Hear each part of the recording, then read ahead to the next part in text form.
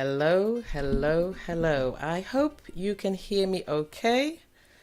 And if you are there and you can hear me, just stick a message in the chat. That'll be fantastic. Then I can know I'm going through. Yesterday was a technical meltdown. Oh my gosh. Oh dear, dear, dear. Let's see. Let me see. Skip this. Okay. It's coming. I'm just double checking on my phone while I speak to you to make sure you can hear me okay. And if you can, that'd be great. Excellent. Michelle, thank you so much for saying you can hear me. I love that. And well-being, Sophia, sounded great. That's fantastic. It's just good to know you're there because I am just looking in an iPad at a camera and I'm like, where is everybody? Because I'm so used to teaching to live groups and people, but lockdown has changed a lot of things for everybody. Yesterday, as I mentioned, it was a technical meltdown. I'm so sorry about that. But it's prompted me to do an episode about technical meltdowns because I have had a few. And it's quite easy to think that someone like me, nothing goes wrong, everything's right. Actually, far from it.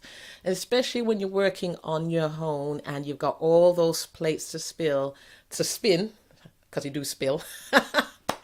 At the same time, there's a lot. But I'm going to do an episode for you on that and tell you some of my secrets. Anyway, today the topic is, does your music, let me just see if I've got it. Does your music have the juice to pull a crowd? This is so important. I'm just checking my notes. If you see me looking left, I'm only just checking my notes. I think this is a really, really good topic because I think it was just about a couple of weeks ago, a promoter contacted me and they said, look, I am looking for someone to headline my show. Do you know anyone? And I was like, what type of musician you're looking for? And they described the kind they were looking for. And I thought, interesting. Who do I know, apart from myself, who do I know that they could book that people would want to see? Because that is what they were looking for. They wanted to put someone on their flyer, someone local, someone in the West Midlands. They didn't want to travel too far. Yes, they could go abroad. Yes, they could go to London. They wanted local. And I couldn't think of anyone. Now, I'm sure when you're watching this, you're going to say, pick me, pick me. They've already got sorted. But it's good to know that people are there. But I couldn't think of anyone. I've been to so many gigs, so many places. I know many singers, I know many musicians, but who could be that starlight for their show? Really, really difficult. Now, one of the markers of being that kind of headliner, starlight, and I mentioned headliners last week, is that you have a fan base. And maybe you don't like that word fan base. Maybe you like the word followers.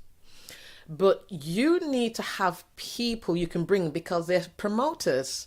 And that was not only the other promoter. I can think of other promoters who book me because I can bring people. Because let's face it, promoters are in it to make money and entertain. They want to make sure that entertainment makes money for them. So it's no use them booking you and you can't bring anybody. They'll be like, that is not business sense. And if you remember yesterday, I said one of my topics is that musicians must apply business to their music for it to grow. And this is what promoters do. They're thinking about the pounds and pence and how can it really generate, that show can generate a good time for the audience. But you got to get an audience there. So I'm going to give you some reasons why it's important for you to have a crowd, to have a fan base, to have followers. Now, certainly for me, when I was starting out, I didn't have followers. I didn't have a crowd. I didn't have social media. I have zero. And I had to grow that over time.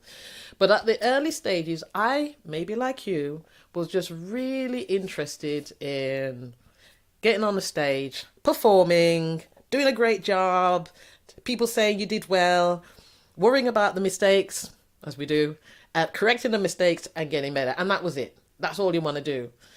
But if you want to make it in the music industry, apply business, you need a fan base. You need people around you.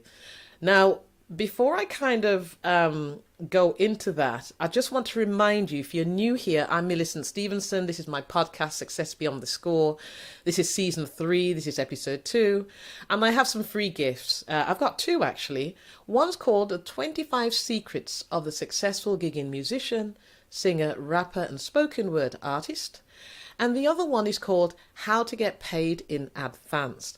Now, if you go over to my website, if you're good at multitasking, you can do that now while you're listening to me and watching me, or to do it later, but it's www.successbeyondthescore.com/free gifts. Okay, so let me just go back to what I was saying. I stumbled across the whole concept of a fan base. Like I said, I was just interested in getting on stage and playing and getting booked and just playing. And it was ministry. And eventually I said, well, it's ministry, but it's also I want to earn from it. And we'll come to the pay thing in a couple of episodes to come. But I didn't really understand this concept of fan base. Now, I stumbled across it when, one, I created my first CD. And within 6 months, I'd broken even.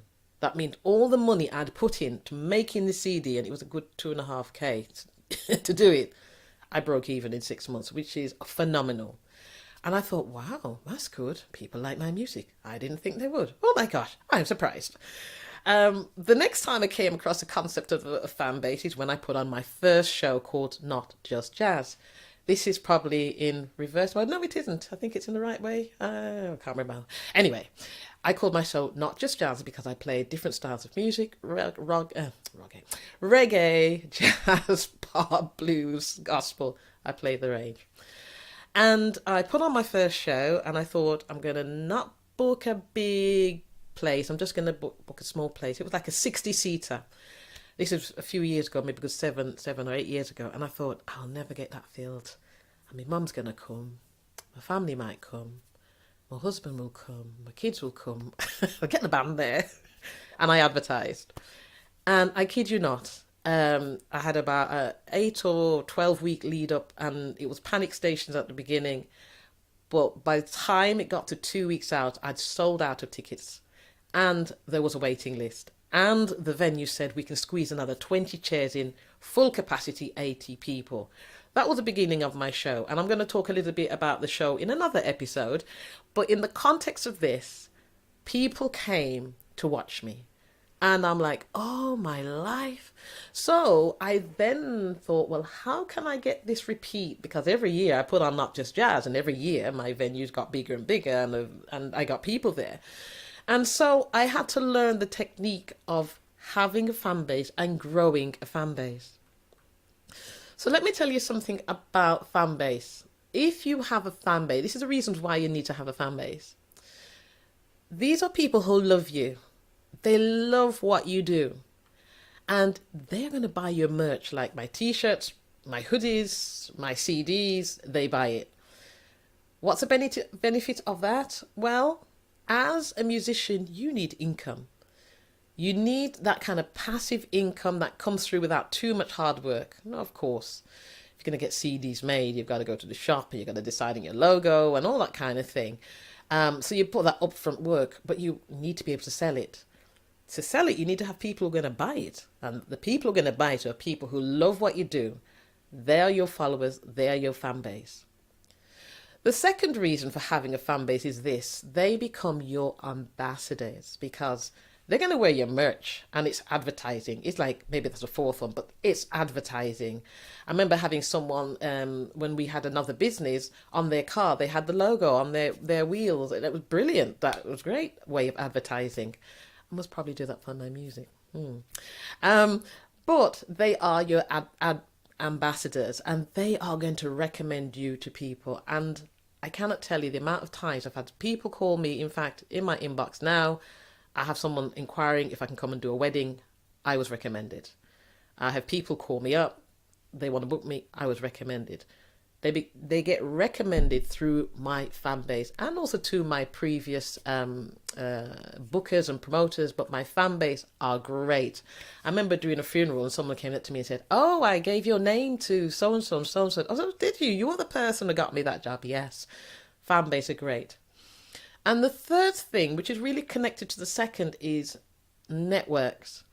Your fan base have a group of people, not just people who want you to perform, but people who might want a musician to come and read a story to children, or a musician to come and perform at a particular venue, or a musician to come and talk about what it's like being a musician. They're networks. And so having your fan base will help you to get work. I think that's the bottom line. It's going to help you to get work, and it's help you to bring in income. Now, do bear in mind with that third option why it's a little bit different to being an ambassador, the ambassadorial one, is this. When someone connects you into their network, they're taking a risk. They're only going to connect you into their network if they know you can do the job. I remember doing an event in Nottingham, and at the end of the event, I was waiting for my husband to come with the car, and I was chatting to this person. We just got chatting, and he began to tell me about what he did and international work that he does. And we got chatting, and he said he could help me out with this international connection. I thought, ooh, that sounds good. So we changed numbers, kept in contact, and you know what? Things really, really worked out until COVID and everything was up, which was a shame. But this person took a risk, and they checked me out and they thought, yes, I want to help this person. So having a fan base is also knowing, for like record labels, they want to know you have a fan base. They want to know you've already got people following you, or else they're not going to put money into you. Because nowadays, gone are the days when someone will see you sing a note and go, right, I'm going to book you. I'm going to put my money into you. I'm going to share my networks. I'm going to distribute your music. I'm going to put you on the biggest stages. Now, the only way to get that is if you do something like X Factor or anything like that. And then it's only one person can get that. But in your day-to-day, labels will not take you on unless you've got a lot of stuff already working for you. It's just the way the market is. So having a fan base is a mark of your credibility. And before I go any further, again, I should have said, I was so excited to get talking and I forgot to say, if you've got any questions, please put them in the chat. There's a little bit of a delay, so I can see the chat here, but it takes maybe a minute or two to get to me. So please beaver away, throw your questions in, and I'll probably jump on my phone as well. Let's have a look. Oh, right. Yes, I can see on my phone that a question's come through, but let me just finish what I'm saying and then I'm going to come to that. But yes, do drop your questions in. So like having a fan base is a mark of credibility. It makes you bookable. I've had people book me because they know I can bring people with me. And like I said, the big players, they're going to want you on their bill. They're going to want you to invest in you, because you've got people already, you've cultivated people already. Now then, let me have a look at my chat. Go to live chat here, which is a bit delayed. Let's check my phone. Okay. Oh, message from Wellbeing Sophia. Can you talk about how to get more people to attend events? I'm looking for tips on increasing attendance without harassing everyone I know. That is really funny. Oh my gosh, harassing everybody, tips for getting more people to attend. Well, look, if you're the musician and you don't have direct contact with a group of people, your fan base, it's going to be kind of hard. So you are going to be harassing people. But really what you should be doing is when people say, I like your music, and where are you playing next? And have you got a CD? And when people start asking questions like that, you know you are on the road to fan basing and sorting things out. Honestly, you are. And you really want to be keeping in contact with them. That's the key thing. How are you going to keep in contact with them? Well, you need to have an email list. I don't do email. Okay, well, maybe if they are happy to give their phone number to you, you could store it in your phone. Now, big caveat. GDPR in the UK. It's all about data protection, and you have got to go check that out to make sure how you are running your business. Because once you start to collect names and addresses, the law kicks in. So it's very important that that person says, yes, I actually want to do this. And in fact, it's better that you give them a link that they tap onto, and on that it says, I'm happy to give you my details, and yes, I want to subscribe to your mailing list. You really need to have something like that in place. So that can be email list. If you want to go on the phone route, you can, but make sure you've got that that say so from them. And then you really want to start keeping in contact with them, and that's sort of regular newsletters and stuff. Now, of course, even if you have a fan base, you don't want to be harassing them.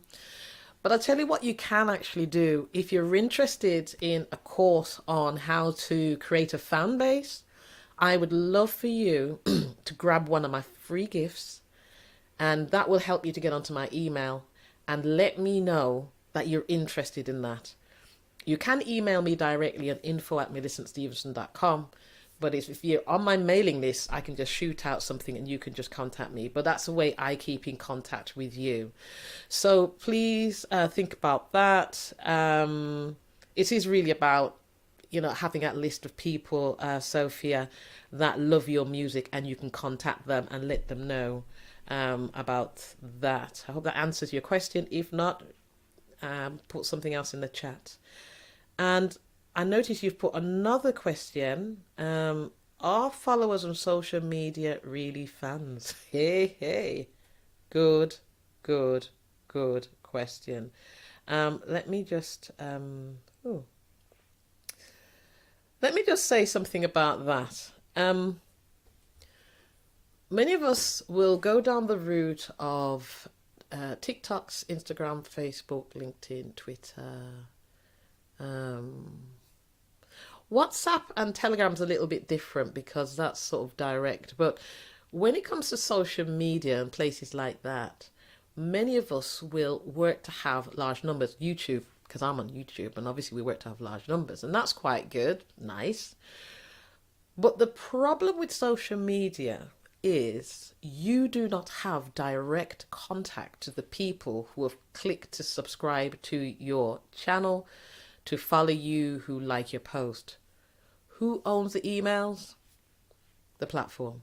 Facebook, Instagram, TikTok, YouTube, LinkedIn, Twitter, all of them own it, except you.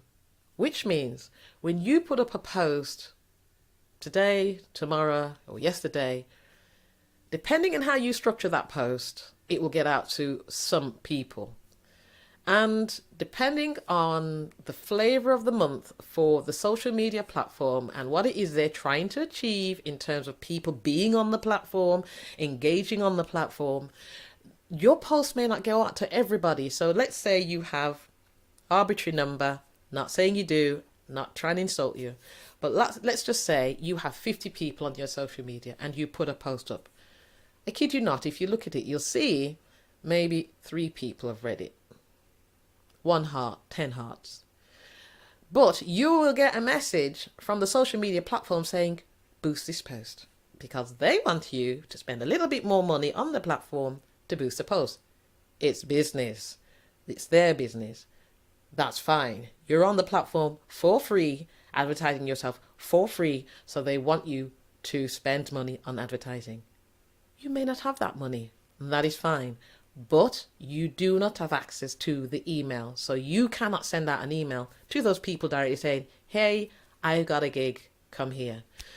So the answer really is to social media followers, yes, are kind of the people who like what you do or interested in what you do and will follow what you do, but they're not the people you can get direct access to. And saying that, it's triggered another thought, Sophia, in terms of your first question. There are different types of fans, I should say. Different types of fans. I'm going to assume you have an email list. Let me just read your question again. Did you say you have an email list? I'm looking for tips and about how to get more people to attend events. Okay, no, you didn't say whether you had an email list or not.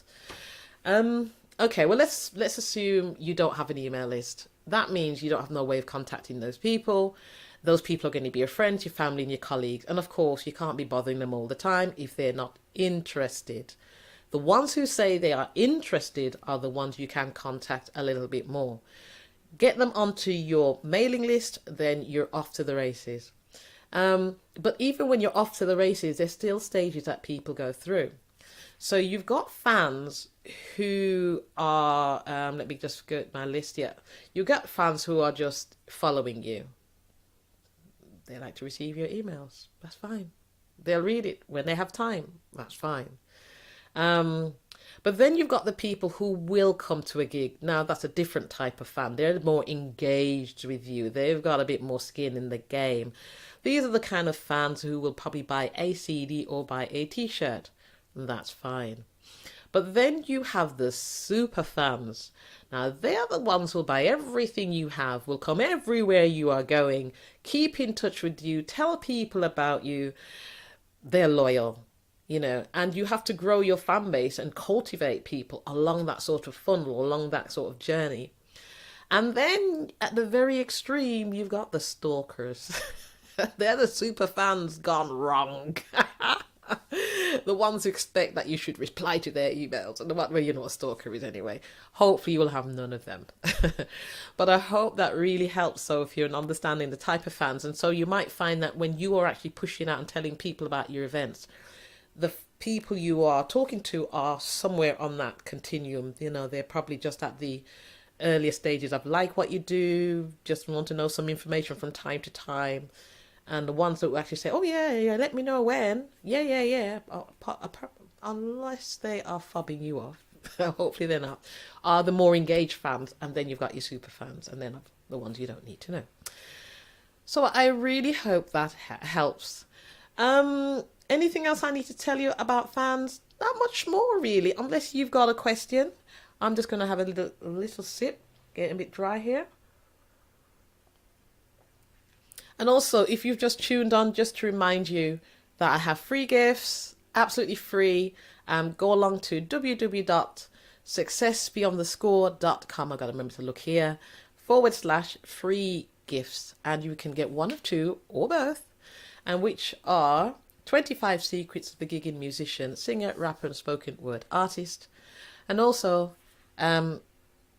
let me just see, How to Get Paid in Advance. I keep saying that. I'm sure it's a different title, but you'll know when you get there. Okay, then. So let me just see if there are any more questions before I wrap up. Let me just check. Bum, ba, bum, bum, bum, ba, bum, bum. Yes, it's 10 reasons why they will pay you before gig day. I should know the title correctly, shouldn't I? I don't know. Too much stuff going on. Let's just see if there's any more questions.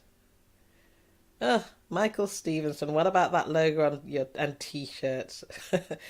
Well, this logo is my Not Just Jazz logo. Very proud of it. It's got the sax on there. And just a bit of a design that we came up with a few years ago. And it was just a bit of merch, like I mentioned before, something to sell to my fans. And it's good to have merch when you're doing your own show. And sometimes when you're not, when you're doing other shows and having it there and selling it. It's a great way to make income. It's a great way to get the word out about you. People will wear it, advertise it. In fact, on the back, let me just see if you can see the back. I don't know if you can see the back. You know what? There you go. Twisting my spine. I think it should say Music for the Soul, MillicentStephenson.com. So that was my music website, which is actually in the YouTube link if you want to go and check out what I do musically. But it's great. It's great to have them. I'm having 3 colours, black, red and grey. I don't think I've got much left now. But that's what it is, Michael. I hope that helps with your question. Okay, well, listen, I said I'd be on here for 15 minutes. It's been a little bit longer than that. I hope you've really enjoyed it. I hope that you've learned something about why you should have a fan base, why you should cultivate them. And I've just realized you might not be able to. I've just show you the back of my hoodie, get my t-shirt, because I'm just looking on my phone and it's a little bit lower. There you go. Hopefully you can read it.